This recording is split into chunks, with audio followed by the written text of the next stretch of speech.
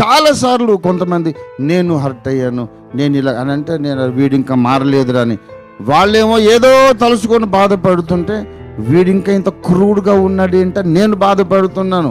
నువ్వు దేవునికి చెప్పుకుంటావు, దేవా వాళ్ళు హర్ట్ చేశారు, వీళ్ళు హర్ట్ చేశారని.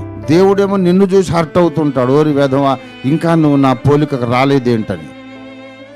ఎవడో నన్ను బాధ పెట్టాడని చెప్తే, అయ్యో కొడుకు అవునా వాడు కరెక్ట్ కాదురా అని నిన్ను బుజ్జగిస్తాడు అనుకున్నావా?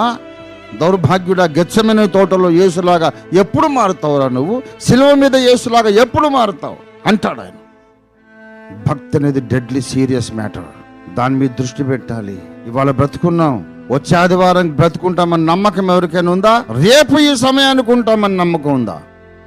అలాంటప్పుడు ఏండ్లు నువ్వు మారడానికి ప్రయత్నించకుండా ఎలా గడిపేస్తున్నావు? అజ్ఞానుల వలె కాక అన్నాడు. ఎవడైతే తాను మారడానికి ప్రయత్నించకుండా టైము గడిపేస్తున్నాడు వాడు అజ్ఞాని. నీ చదువు, నీ డిగ్రీలు ఎందుకు పనికిరావు. నీవెంత చదువుకున్నావో, ఎంత విద్యావంతుడివో, జీవితం పట్ల, దేవుని పట్ల నీ యాటిట్యూడ్ని బట్టి తెలుస్తుంది. That is your actual degree.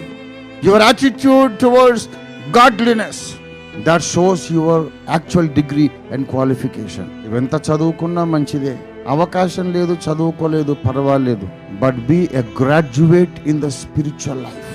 ఎవడయ్యా spiritual life లో గ్రాడ్యుయేట్ అంటే? దినములు చెడ్డవని గ్రహించి భక్తి సాధన కొరకు తనకు తాను మేలు చేసుకోవడానికి, దేశానికి మేలు చేయడానికి ఎవడైతే తన శక్తి సామర్థ్యములు, తన సమయము ధారపోస్తున్నాడో వాడే జ్ఞాని.